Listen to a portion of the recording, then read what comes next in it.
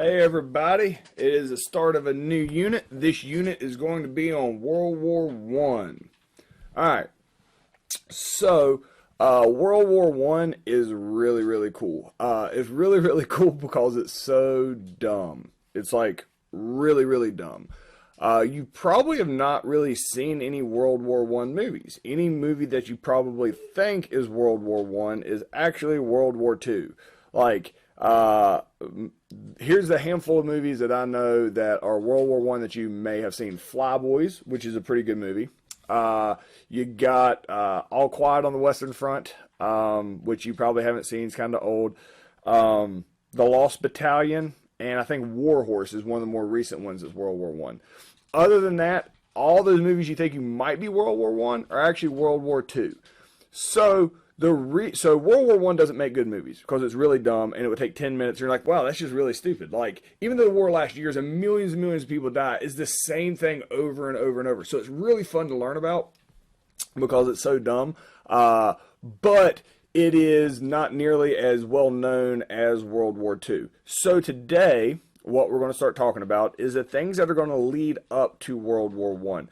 So the last unit we're talking about revolutions, all these new types of governments have come out. We're going to talk about some of the long-term causes today, some of the things that had been building over time that is going to make a massive war between these huge countries almost inevitable. All right.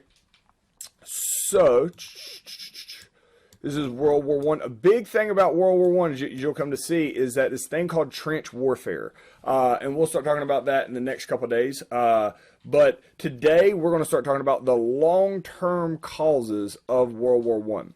So all the new governments are set up. They're give the power to the people and stuff like that. There is some stuff that has been happening for about 50 years. So World War One starts in 1914. All right, so we're up closer to present day. This is about 100 years ago when World War One started. All right, so in 1914, a massive war erupts where like every major country on Earth is going to start fighting each other, especially in Europe. When it happens, everybody looks back and is like, oh, shoot. We probably should have seen that was coming because the environment in Europe in 1914 made it appear that, yes, obviously this war was going to happen and everybody was kind of oblivious to it. So what we're going to talk about today is the long-term causes of World War One. These things that had happened over 50 years leading up to World War One, which is going to make Europe a powder keg. That is the analogy used for Europe in World War One. Is powder keg. Is a very good analogy. What they mean is a big old keg filled with gunpowder. All right, it can just sit there in the middle of the room and it's never going to do anything, never going to hurt anybody. It can sit there forever.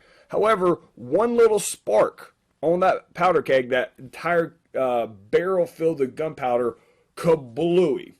Europe is referred to as a powder keg in 1914, meaning that it can just sit, as long as nothing changes, it can sit there forever and not be a problem. But one little thing can just set it off. So what we're going to talk about today are the long-term causes in Europe that from the 1800s up until 1914 that basically created this tension in Europe that people were kind of oblivious to until World War One started. All right. So the first thing that we need to talk about is nationalism. Nationalism is generally not great for world peace. So, like here, even the definition is extreme patriotism. If you don't understand what either one of those words are, that's fine. Here's what it is. All right, and there's a big difference in nationalism and patriotism. And this is a relatively new idea. Through feudalism and all the old ways of doing things, pretty much what happens is that you just work for whatever king it is. You don't care about whoever your king is. If he dies, some other guys can come in that so you pay your taxes to. Nobody like really cared about their home country. That is a new thing that's really going to start happening in the 1800s is people care about their own country. All right, loving your own country is called patriotism. There is nothing, I mean, by the rule of law, there's nothing wrong with patriotism. Loving your country is fine. There's nothing wrong with patriotism. You can't really manipulate patriotism into being anything negative.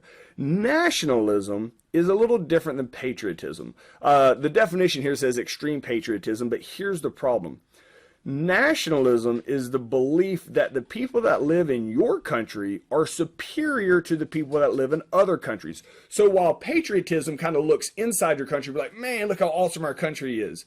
Nationalism is kind of looking outside your country at the other countries and being like, y'all ain't as good as us. Not only are y'all not as good as us, since y'all aren't us, y'all are worthless. That ends up being what happens with nationalism, where and all countries started becoming nationalist, meaning the only country they cared about was their own country. To the point where if you lived in another country, you weren't valued by anybody in another country. So if you're in your country, you don't value anybody that's in other countries because they're not in your country. Your mentality is the people that matter on earth are the ones that live inside these borders. Outside these borders, they can all just die. Like, who cares?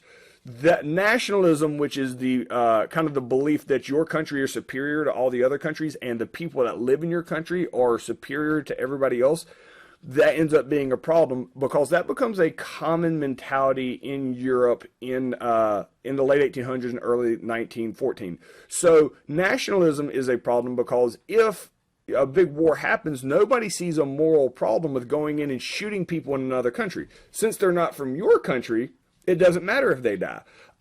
So nationalism, this belief that the only people that matter are the ones that live in your country, it can get dangerous, and that becomes very common leading up to World War I. Combine that with this term imperialism. Now, imperialism is a big fancy word that's got a pretty simple definition, all right? So don't get concerned about the big word imperialism.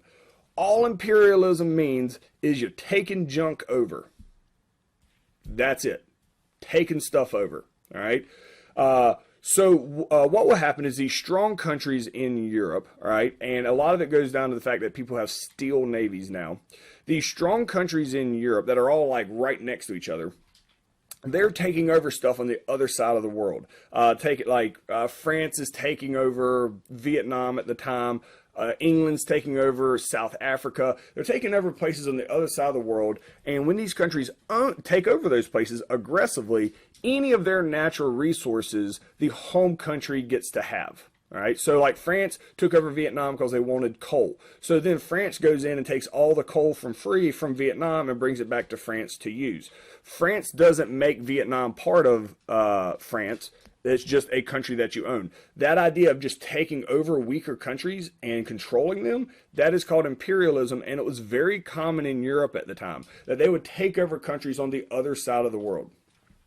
Now, the issue that's going to cause is countries are used to being pretty aggressive, all right? With imperialism, they're used to taking over other countries. And typically the countries they take over are very weak and can't fight back. So imperialism gives these countries in Europe that are already very nationalist, that believe their country is superior to other countries, everybody's undefeated, I should say, with imperialism. Nobody loses in the imperialism game because you're always stronger than those countries. So every country here is used to being aggressive towards other countries and always winning, and the belief becomes there's no other country on earth that could stand up to us. So all these strong countries in Europe have this sense of exceptionalism where not only am I better than everybody else because of nationalism, but if I want to fight anybody else, I can just wipe them out super easy. But everybody believes that, all right? And imperialistic countries never actually attack a powerful country.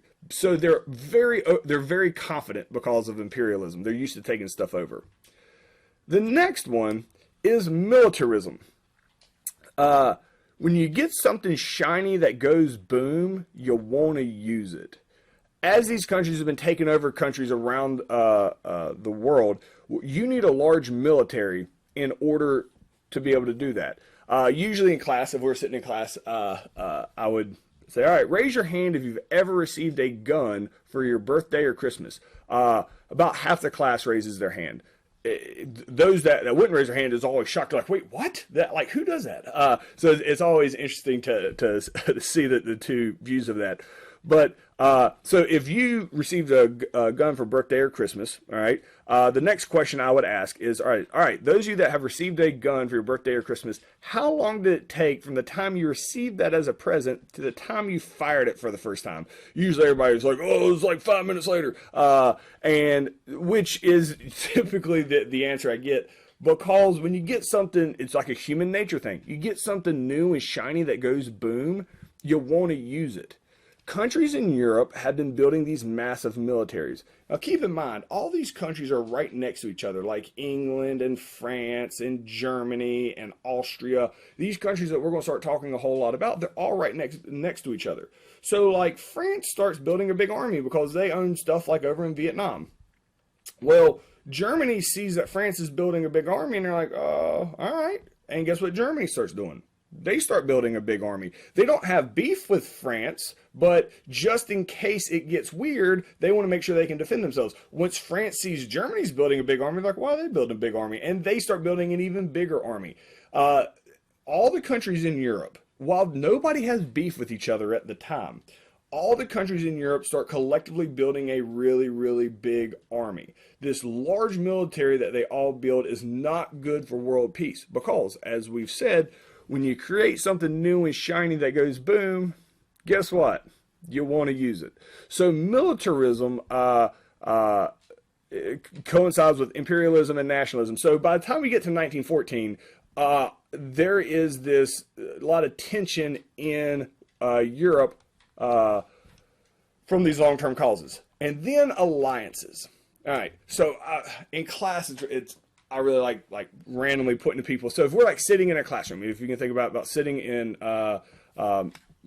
Wagstaff's classroom, I would like point to random people and like everybody packed in together. We're basically like all countries in Europe. Nobody has a problem with each other. Like all the students in the class, nobody has a problem with each other. But as everybody in the class basically represents a different country, sees all your neighbors creating a big army, you also will create a big army, which is what militarism is. Everybody has these huge armies. But then you want to protect yourself further. So what happens is people start making alliances with each other. All right. So I have to give actual examples here, I guess. Countries like England and France make an alliance with each other. All right. Against countries like Germany. All right. So England and France don't have a problem with Germany. But they create a secret alliance like, hey, if Germany attacks you, you got my back. If Germany attacks, so France is like, if Germany attacks me, England, you got my back. And England's like, yeah, if Germany attacks me, you got my back, France. And France is like, yeah. Now, nobody actually has a problem with Germany, all right? So they do this secretly. England and France will create an alliance secretly so that countries like Germany don't feel like they're teaming up on them, all right? So England and France will think they're super, super smart that they came up with this alliance and nobody else had thought about it. What they don't realize is that Germany also has an alliance with like Austria in case France gets weird. Every country in Europe has a secret alliance with somebody else just in case. And every country is oblivious to everybody else's secret alliance. This here is a map and I can draw all over it. The country we're going to start talking about right now is Germany. All right, this is Germany here. Beep, beep, beep, beep, beep, beep, beep, beep, beep. This is at the start of World War I when everything is good. So a couple things you need to know. So countries that have alliances with each other are typically countries that get along well, that have similar cultures. So Germany, which is right here, and Austria-Hungary, which is right here, they have pretty much the same culture. So everybody kind of realizes that those two countries, all right, are going to be BFFs. That people just know that going into it. There's also another big thing that we need to know before we go in here to World War I, because it's a big part of the upcoming wars, especially World War II, and that is the fact that Germany, all right, I'm changing colors here to blue, and Russia here, if you notice, Russia here is huge, and I want to outline it in blue even though there's blue out here. Russia and Germany, and I'm going to go yellow so you know what I'm talking about. These two countries right here, all right, That's Russia, that's Germany, do not like each other in any way, shape, or form. They have always had beef with each other, and everybody knows it. So Russia and Germany, while America's going to end up having issues with both of them throughout the 1900s, don't confuse that to think, since we have problems with Russia and Germany at different times in the 1900s, that Russia and Germany are friends. Russia and Germany fundamentally dislike each other. Also, I'll stick with yellow because it's England and France. So England here, all right, and France here. So we've talked a lot about in this course about England and France fighting each other all the time. Surprisingly, or maybe not, they're kind of like brothers at this point. They fought all the time, but now that the world's gotten bigger, they realize they actually have more in common. So generally speaking, from this point on, England and France are going to be friends. So while these alliances are taking place, people have a general idea of who is going to side with who, leading up to the crazy stuff here with World War I. The reason this is really bad is if one little thing happens, and this is all these combined is why it's called a powder keg in Europe. If one little thing happens in Europe, all right, if one tiny little thing happens in Europe, and a war starts because of these secret alliances and everybody's connected to everybody else, it starts bringing in everybody left and right. And so one small skirmish can turn into a massive world war, which is exactly what's going to happen. So these are the 4 long-term causes of World War I, right? And the question here is, why would having a bunch of alliances at Europe at this time make it a dangerous place ripe for a massive war? Because all it takes is one small incident to happen, and it's going to bring in the rest of the world into World War I, which is exactly what ends up happening. We'll talk about the assassination of Archduke Franz Ferdinand starting tomorrow. But the thing that pulls everybody in together into this big, massive skirmish is going to be just an assassination of a guy. And assassinations are not uncommon, but that little spark, all right, an assassination of a guy that nobody had heard of from a country most people weren't familiar with, once that happens, because of secret alliances and everybody's got each other's back, it ends up being this massive thing, and it gets really dumb really quick because nobody had planned for this. So when there's no plan, things can get dumb pretty quick. All right, that is as far as we'll get in the notes today. If you guys will go click on the next link down and finish your worksheet for the day.